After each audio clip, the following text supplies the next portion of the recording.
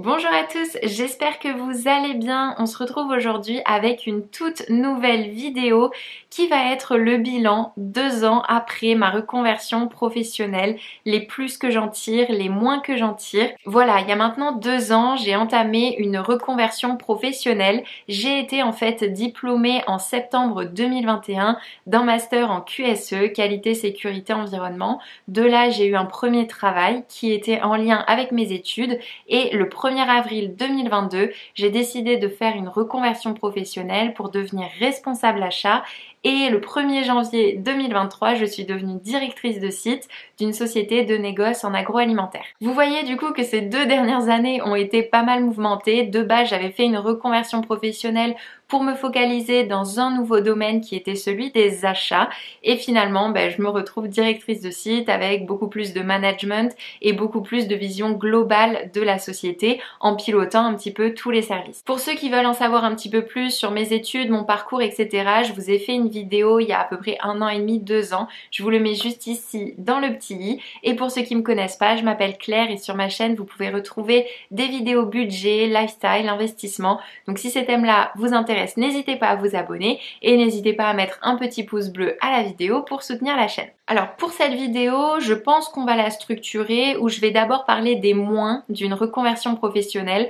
Vous allez voir, il y en a certains auxquels vraiment je m'attendais, mais ils ont été un petit peu plus puissants que ce que je pensais. Et ensuite, on passera au plus d'une reconversion professionnelle. Donc, il va y avoir des choses, je pense que pour vous, ça va vous paraître bateau. Et il y en a d'autres, ça va peut-être être plus spécifique à mon cas.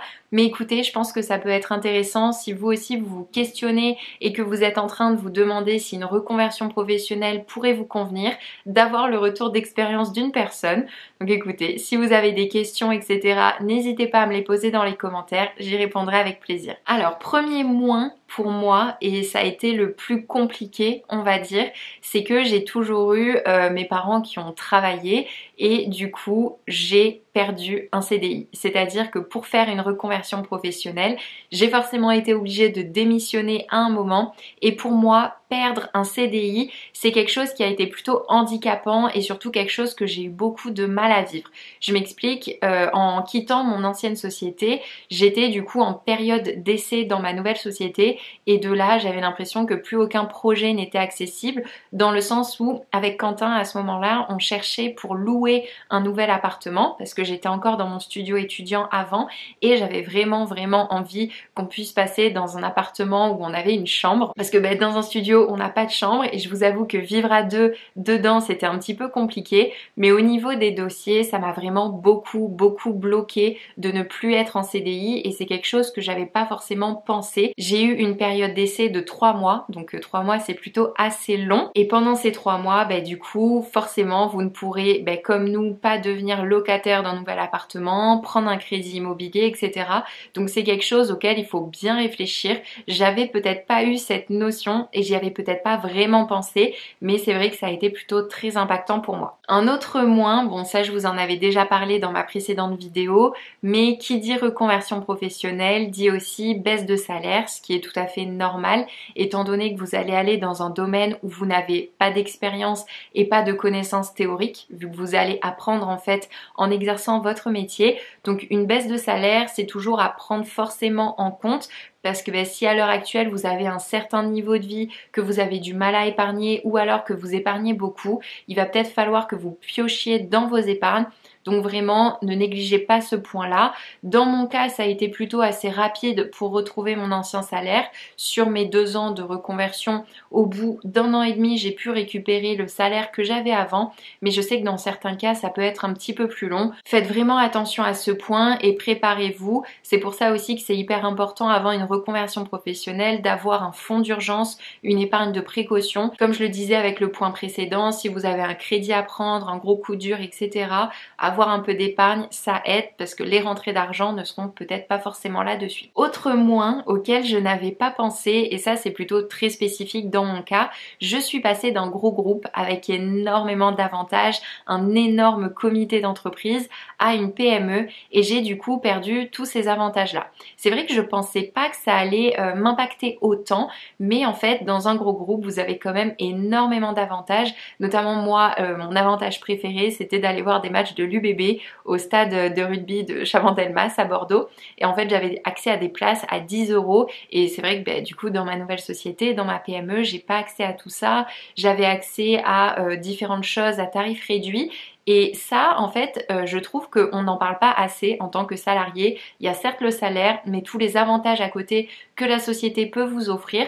Donc réfléchissez-y. Dans mon cas, bon c'est pas grave, je sais que j'ai perdu des avantages, mais c'est vrai que là-dessus, les gros groupes sont hyper avantageux par rapport aux PME. Et pour moi, le quatrième gros point négatif, c'est le temps et la fatigue que ça va vous engendrer. C'est vrai que je suis quelqu'un de très perfectionniste et pour moi, c'était très dur de repartir vraiment 100% de zéro. Du coup, j'ai énormément travaillé, ce qui a fait que j'ai accumulé aussi beaucoup de fatigue, beaucoup de stress. Donc ça, il ne faut pas le négliger. Il faut que vous soyez dans une période de votre vie où malgré tout l'à côté, on va dire, est quand même assez stable. Moi, j'avais Quentin, etc. C'est vrai que, imaginons, on aurait vécu une rupture avec Quentin ou j'aurais eu un très gros coup dur dans ma famille. Je pense que ça aurait été très compliqué parce que quand je rentrais les soirs, j'étais juste fracassée. J'avais mon cerveau qui allait exploser de toutes les nouvelles connaissances et nouvelles compétences que j'étais en train d'acquérir. Donc pensez-y, si jamais vous avez une reconversion professionnelle et que vous voulez le faire dans les meilleures circonstances, essayez que votre vie personnelle soit relativement stable. Bon, j'espère que je vous ai pas trop miné le moral et que je vous ai pas trop dégoûté au fait de faire une reconversion professionnelle, mais sur une reconversion professionnelle, moi j'en tire aussi énormément de positifs et on va en parler tout de suite. Le premier point positif, c'est tout simplement l'épanouissement personnel. Parce que c'est vrai que quand on fait un métier qu'on n'aime pas, ce qui était mon cas avant, j'étais vraiment aigrie, j'étais pas bien, j'étais encore plus stressée que dans mon nouveau travail. Du coup, faire une reconversion, si derrière ça vous plaît, franchement c'est que du plus. Moi au niveau de mon travail, je vois pas les journées passer, ça se passe beaucoup mieux et je suis très contente d'aller travailler. Un très gros plus pour moi, ça a aussi été mon équilibre vie professionnelle, vie personnelle. C'est-à-dire qu'avant, dans mon ancienne société, j'avais pas d'heures, j'étais en fait payée au forfait cadre, au forfait jour et du coup, je mettais vraiment toute ma vie dans le travail. Dans ma nouvelle société, je suis repassée salariée et du coup, j'avais un contrat horaire, ce qui m'obligeait, entre guillemets, un petit peu plus à respecter mes horaires et ça a vraiment tout changé pour moi parce que j'ai pu revivre, réavoir une vie personnelle et ça, je me suis rendu compte que c'était quelque chose d'hyper important pour moi. J'entends qu'il y a certaines personnes pour qui l'argent passe avant tout et le travail passe avant tout. Le travail sur ma chaîne YouTube, travailler pour moi, ça passe avant tout. Mais c'est vrai qu'exercer un travail de salarié, j'ai envie de donner à la société, je continue à donner à la société, mais pas à n'importe quel prix et pas au détriment de ma santé et de ma santé mentale. Au niveau de mon équilibre vie pro, vie perso, là aussi, un autre point qu'il faut prendre en compte, c'est que mon ancien travail était très loin de chez moi, très loin. Enfin, c'était quand même 38 minutes de route minimum tous les jours, alors que là, je suis à même pas 10 minutes du travail. Et franchement, quand vous débauchez le soir, qu'il n'y a pas de bouchon, le matin, vous allez embaucher, vous savez que vous avez 10 minutes de route et c'est tout. Au niveau de la charge mentale et de la façon dont vous allez appréhender votre journée, ça change vraiment tout. Autre point très positif qui va avec le développement des connaissances et des compétences, c'est une prise en maturité et en confiance en soi qui se répercute vraiment sur toutes les facettes de votre vie. En fait, à devoir apprendre de nouvelles choses, au début j'étais très timide parce que j'avais très peur, etc. Et en fait, au fur et à mesure, qu'on se rend compte qu'on est capable d'avoir exercé un ancien métier dans lequel on était plutôt pas trop mauvais et là on en fait un nouveau qui de base n'était pas notre domaine, etc. et qu'en fait on n'est pas trop mauvais non plus, ça vous booste votre confiance en vous fois 10 000. Et ça, c'est aussi hyper important au niveau de l'épanouissement professionnel. Autre point que je trouve plutôt intéressant et auquel je n'aurais jamais pensé, c'est élargir son réseau. Le fait de se reconvertir et du coup d'aller dans une autre société ou de changer de poste, ça va aussi vous permettre de penser différemment, de rencontrer des personnes différentes. Vous savez, il y a l'expression « on est la moyenne des 5 personnes que l'on côtoie le plus » et je trouve que c'est plutôt très vrai, dans le sens où je garde des très bonnes relations avec les personnes avec qui j'exerçais mon ancien métier, tout comme j'ai des très très bonnes relations avec les personnes, avec mon nouveau métier. Donc vraiment élargir son réseau professionnel, ça peut aussi potentiellement vous ouvrir des portes sur le long terme et surtout c'est encore une fois un enrichissement personnel parce que du coup vous côtoyez différentes personnes avec différentes façons de penser, de voir les choses, c'est hyper intéressant. Avant-dernier point, et c'est aussi un point positif, ça va être l'opportunité d'évolution. Vous avez vu dans mon cas par exemple, j'ai signé de base pour un poste et un an après, un petit peu moins d'un an après, j'ai changé de poste et j'ai évolué au niveau de mon poste.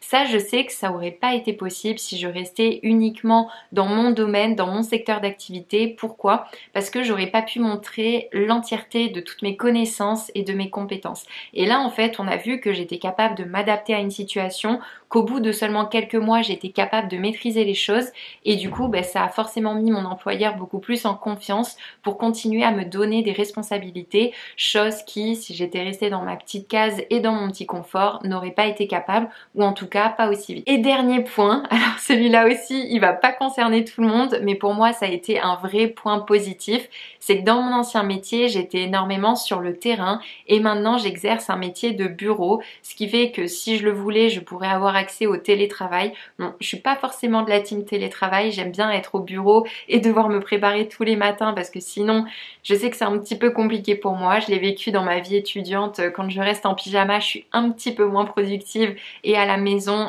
j'ai tout le temps plein de sources de distraction.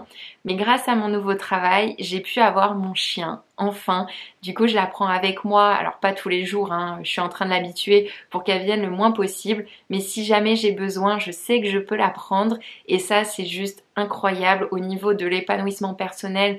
Ça vaut tout pour moi, vraiment, avoir mon petit chien avec moi quand je fais mes réunions et tout, elle est là dans son petit panier. Quand une réunion s'est mal passée et tout, je peux lui faire des petites gratouilles, des petits câlins, des petits bisous. Donc vraiment, là-dessus, ça a tout changé. Et alors, je sais que c'est pas le cas de tout le monde au niveau de poste de bureau, mais j'ai de la chance d'être dans une PME et d'avoir un employeur qui est hyper compréhensif.